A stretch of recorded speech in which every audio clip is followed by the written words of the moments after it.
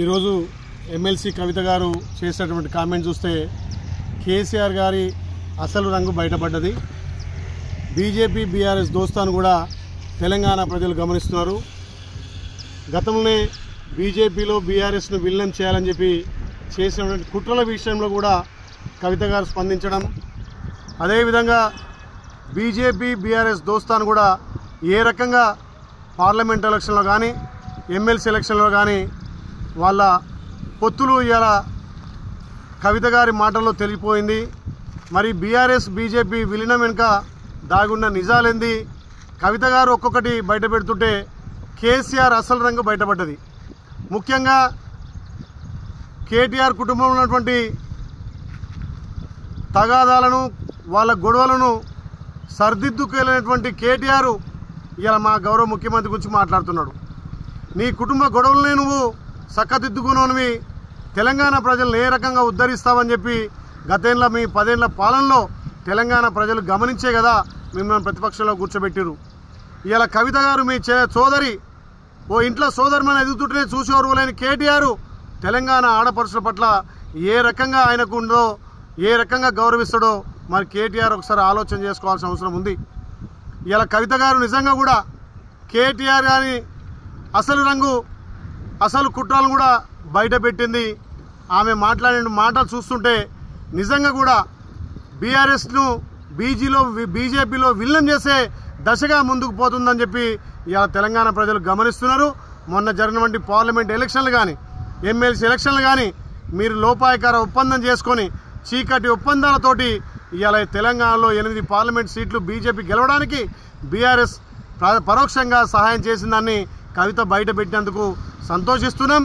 కానీ కేటీఆర్ నీకు నోటీసులు ఇస్తేనేమో గగ్గోలు పెడుతున్నావు, మరి ఆ రోజు కేసీఆర్కి ఇస్తే ఓన్లీ ట్విట్టర్లోనే సమాధానం చెప్పినామని చెప్పి మీ చెల్లెని మాట్లాడుతుంటే మరి నీ ముఖం తలకాయ ఎడబెట్టుకుంటున్నామని చెప్పి తెలంగాణ ప్రజలు ఇలా గమనిస్తున్నారు. ముఖ్యంగా కేటీఆర్ అహంకార ధోరణితోటి ఏదైతే నీ పార్టీని నువ్వు చక్కబెట్టుకోనోనివి, ఆడపడుచును గౌరవించనోనివి, రేపు తెలంగాణలో ఏ ముఖం పెట్టుకొని మహిళల ఓట్లు అడుగుతామని చెప్పి మేము ప్రశ్నిస్తూ ఉన్నాం. కవిత చేసినటువంటి ఆరోపణలు అనుకోండి, పచ్చి నిజాలు అనుకోండి, ఇవాళ తెలంగాణ ప్రజలు గమనిస్తున్నారు. బీజేపీ బీఆర్ఎస్ దోస్తానికి ఇవే నిదర్శనమైన మాటలు, ఇదే నిదర్శనమైనటువంటి ఆరోపణలుగా కనిపిస్తున్నాయి. కాబట్టి ఏదో కాంగ్రెస్ కోవట్టుగా ఉందన్నారు. కాంగ్రెస్ కోవట్టుగా ఉండాల్సిన అవసరం లేదు.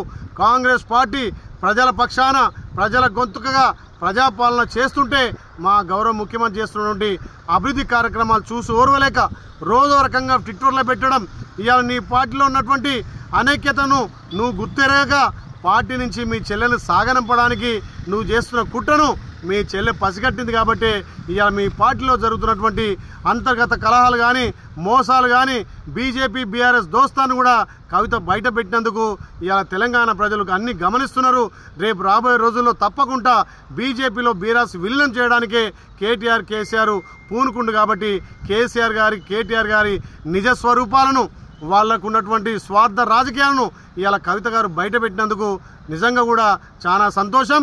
ఏదైతే గతంలో జరిగినటువంటి లోటుపాట్లను గుర్తించి కవిత గారు లేఖ రాస్తే మరి ఆ లేఖను ఎవరు బయట పెట్టిర్రు? మీ పార్టీలోనే కోవట్లు కదా, మీ పార్టీలోనే ఇవాళ అంతర్గత కుమ్లాట వల్ల కవిత గారు రాసినటువంటి లేఖ బహిర్గతమైంది.